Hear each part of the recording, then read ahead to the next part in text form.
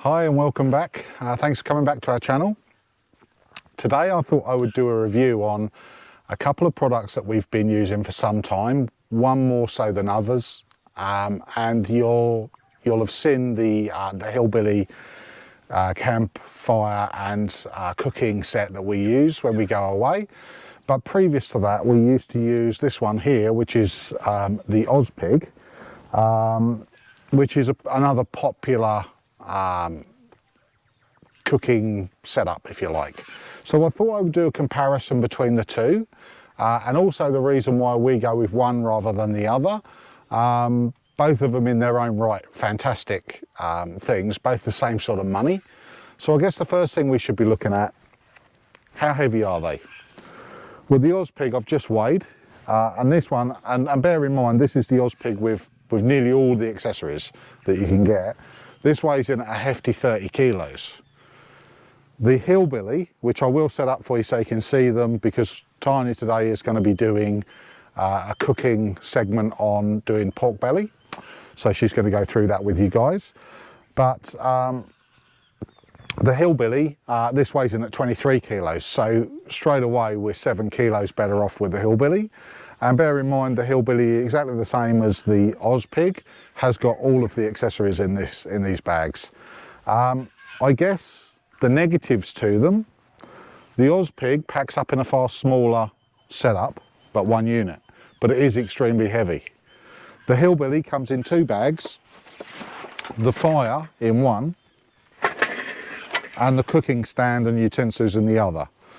From my point of view, it does make life a little bit easier, because this will slide in to the tunnel boot on the van, just in one end, flat, and you can put things on top of it, and this will go in the other side. And it is considerably lighter. So I'm going to set these two both up so you can see them set up, and then we'll go with the pros and cons of them. Okay, well, here we go. We've got them both set up. Start off with the Ozpig. To have come out of one little bag, you get a fair amount of stuff with this. Now I've got pretty much all the accessories. We've also got a rotisserie for it. This singly is one of the best camp setups you can get. Now I will say to you that you can find copies of these. I think Bunnings do one called a Wooshka, very similar. The 4-wheel drive Super Centre do their own version of this. What I will say to you is the Ozpig was based loosely when it originally came out on a 9 kilo gas bottle. So the design is based around a 9 kilo gas bottle. And this thing is going to last you for years. This one's been hammered for, it's probably, how old do you think it is, Tanya? Do you think it's 6 years? 5 years. 5, 6 years old? Yeah, 5 or 6 years old. It's been fairly well abused. As you can see, it's got a fair amount of surface rust on it, but it's only surface rust. A quick wire brush off and a coat with some potbelly black, and this thing comes up looking like new. We're going to light it today just so I can season it up, so that when we pack it away, it's good to go for the next time we decide to use it. And we'll show you just really, you know, the fact that this has got the chimney on it, which if it's pouring with rain and you're under an awning, this thing comes into its own because you're not cooking in the rain. You can bring it forward and the chimney can be out above your awning. So it is very good for that. However, the one thing that we find, this doesn't throw out a huge amount of heat. So if there's just 2 of you, this is enough. You can stick it in front of you and keep 2 of you warm. If you've got a group of friends, really you're going to be fighting over the entrance of it. Although they say it radiates 360 degrees heat, it does, but it's not like a fire would do. It's just warm. You get a certain degree of warmth off the back of it.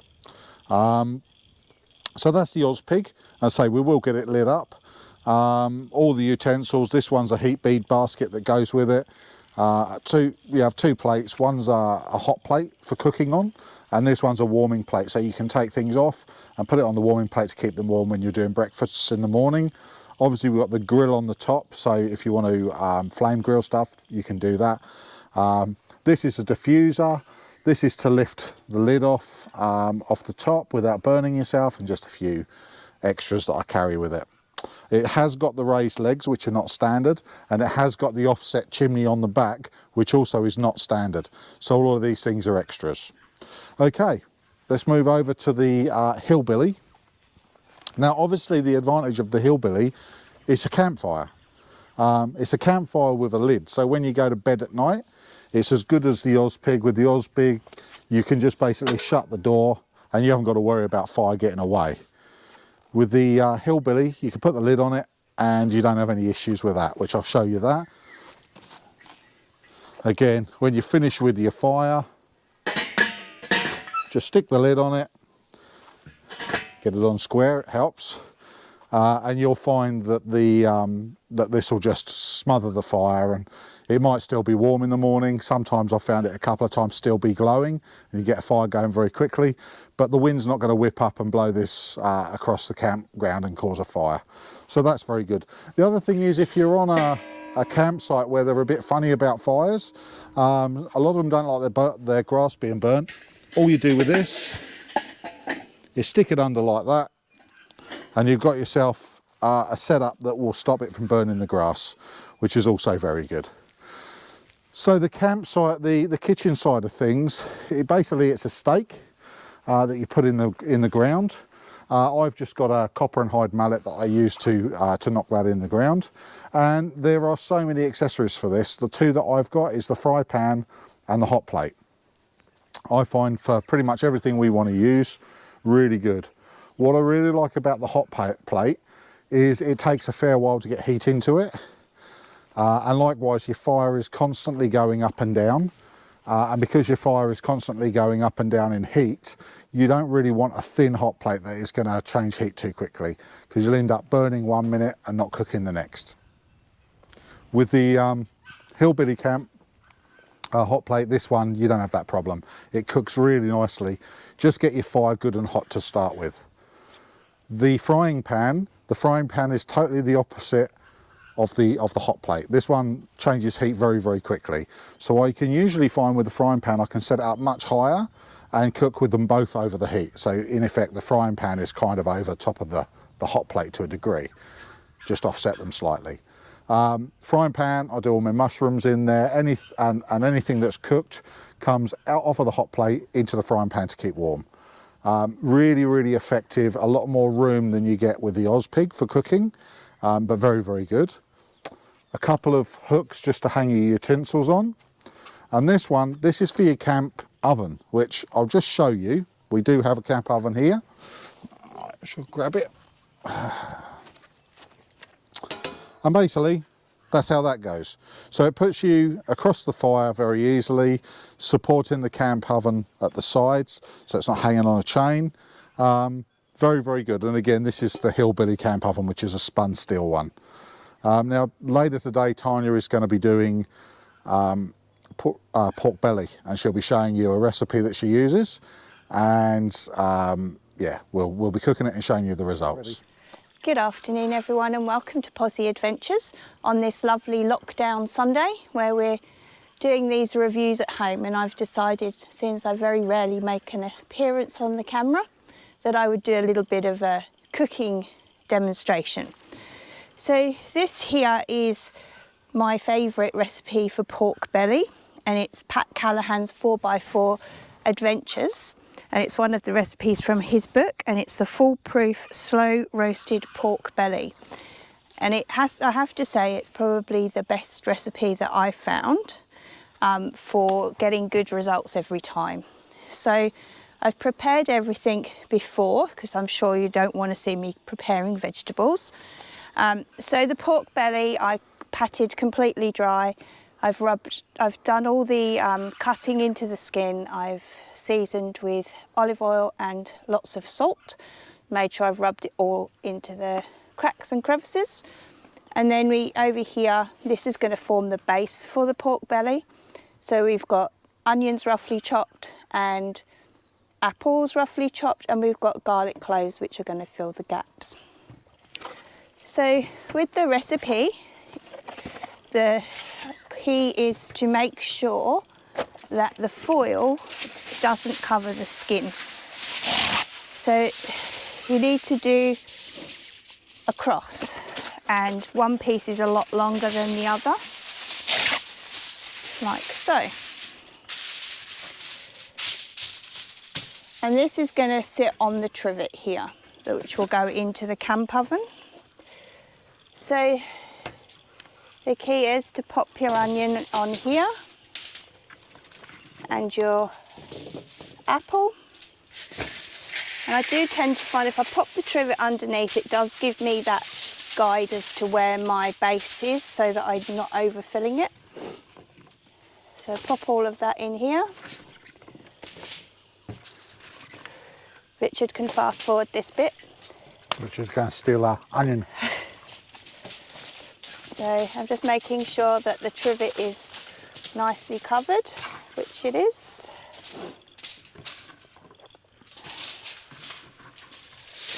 And then sprinkle it with some orange juice. Don't want to go too mad, but it's just enough to keep some moisture in there. Stop all the veggies burning. And then pick up the pork belly and pop it on. And I'm just going to roll up the foil to the sides so that I can make a nice seal along the edge of the pork belly. If the wind goes away for 2 seconds.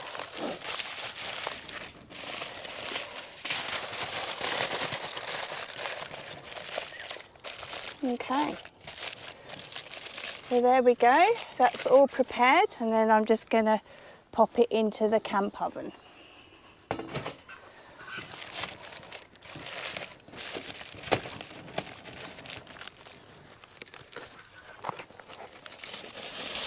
Could have done with a bigger camp oven, darling. I know, but anyway, we'll just keep moulding the foil around, make sure it's not on the skin of the pork belly. And that will shrink anyway, won't it? Yeah, exactly. So you can also adjust it as it's cooking, as long as you mind your fingies. So there we go. We'll show you the results when it's done. Might even show you while it's cooking too. How long does it take?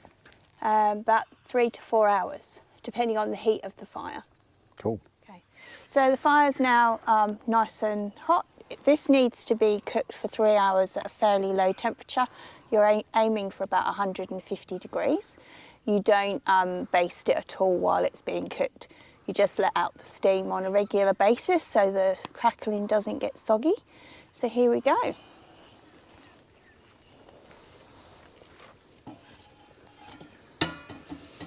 I'm just going to spin it round a bit so it's closer to the fire. And away it goes. You happy with that there? Yeah, I think so. Yep, well, it's not right over the fire, but we'll keep an eye on it. Well, nice day for a lockdown day, isn't it, darling? It is, it's beautiful. Nice and still, no wind, No. sun shining. What more could you want? 2 campfires, not just one. We've got the... Just greedy. Yeah, we have. We could light a third. We've got another one behind us, but I think 2's enough. So we've got the pork belly going, and obviously we'll check back on that later. Just put it over the heat a bit more. We've got the Ozpig warming up, and just basically I'm going to re-season that so that we can pack it away and it'll be good to use next time round.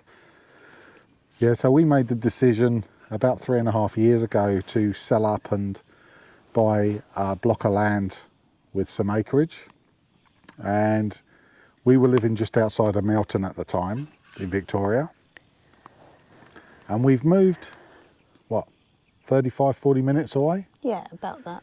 So I would say we're about 35-40 minutes from Werribee, 35-40 minutes from Melton, probably 35-40 minutes to Geelong. Marsh, and 30 minutes to Bacchus Marsh or thereabouts. Yeah, 30 minutes to Bacchus. Geelong's 35-40 minutes. Ballarat would probably be 35-40 minutes away. So perfect location here. It's kind of a hidden gem. No one really knows where Berrenbroek is, which is where we are. We say the Brisbane Ranges, and they go, well, we're not in Brisbane. I go, no, that's People think we're in fine. Queensland, we're in yeah. Victoria, but we're in the Brisbane Ranges. Yeah, it's crazy, but it was a really good decision to move out here. With COVID coming along, it's been a godsend, hasn't it, really?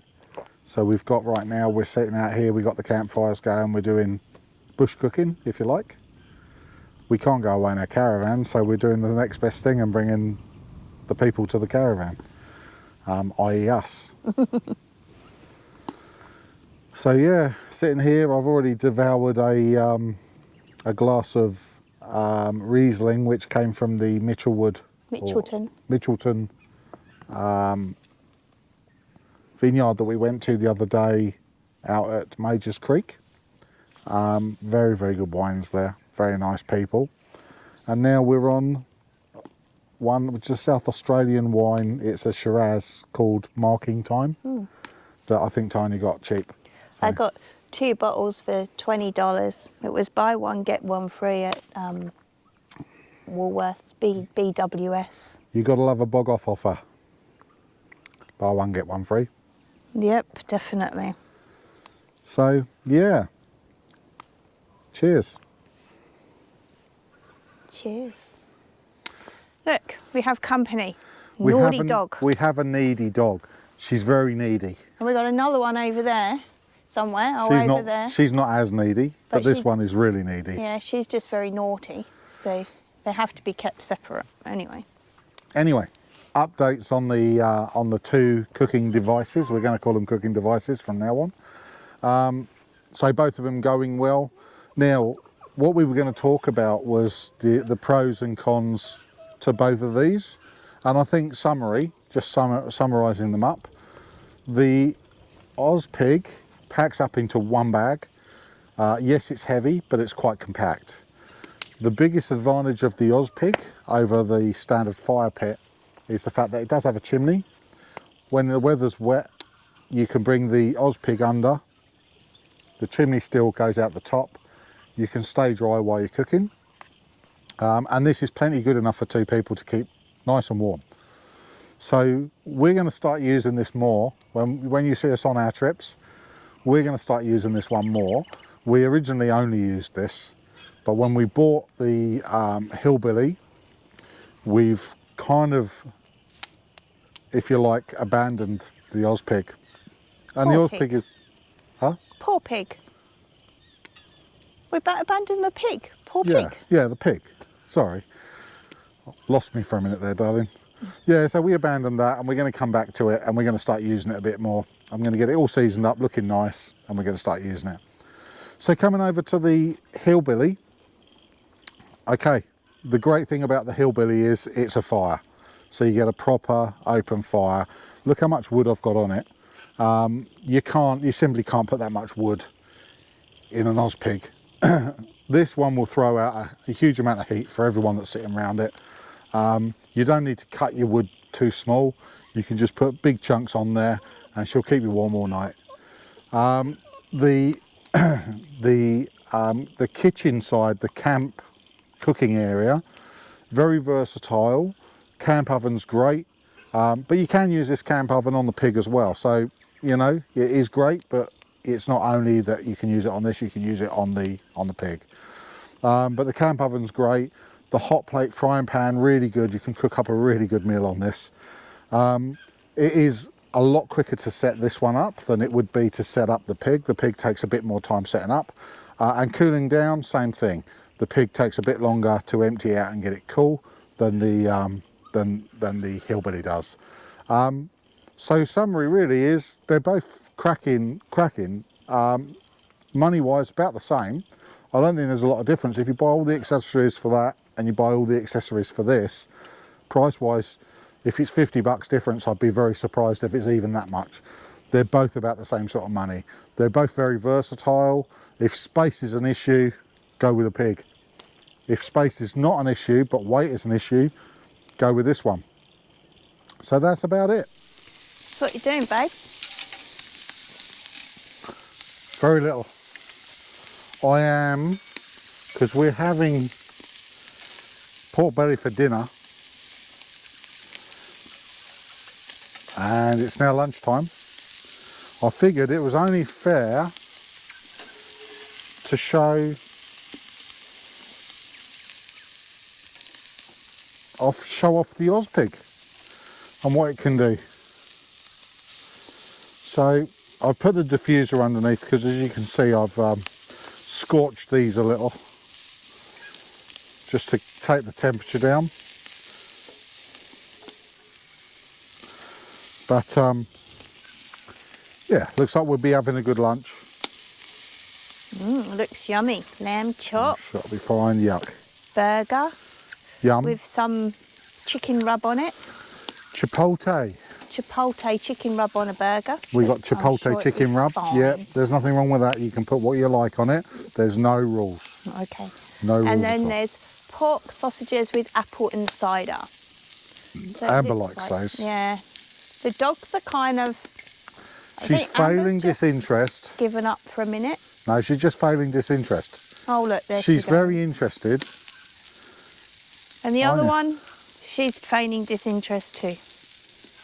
She's eating sticks. Yeah, she is eating sticks. All right, so we'll see you later. Can you play up to the viewers? Paw. And we don't want those. Amber, sit. Good. Give me your paw. Good girl. Don't ask her to roll over, she's got no room. Are you a good girl? Are you? Michelle says that you're evil. Yeah, she doesn't know, does she? She just doesn't know you, does she? You're not evil, are you? No.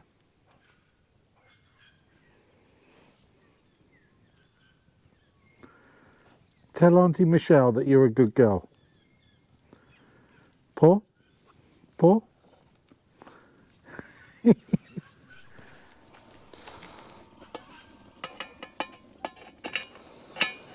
We're just going to relieve some steam and have a quick look at this pork belly, which smells really nice.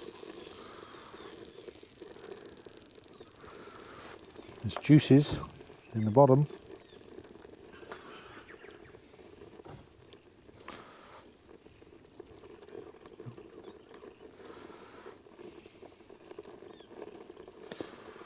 Looks all right. Not bad, not bad at all. Right, why are you doing that? I'm putting coals on the lid of the camp oven to crisp up the crackle. Okay. Here we go. It's There we supposed go. to be 250 degrees or something. Well, I'm not a magician, so I'm guessing that's about right. Hopefully this is not too hot. Woohoo! And there we go. We have crackle. There's crackling on there. I think we might have just slightly caught it, but it looks pretty good. So we're going to remove this. We're going to dish it up. We're going to put the potatoes in the ring, in the veggie ring, get them done. Another 35, 40 minutes and we'll be job done. There we go. Now, we've taken the pork belly out. We've got our roast potatoes or our boiled potatoes in there, oiled. So now all we've got to do is Wait for them to roast. Yep, so plenty of heat on the top, plenty of coals underneath. Let's see how we go with that, and I'm looking forward to eating it, trying it. Bit awesome. Be yummy.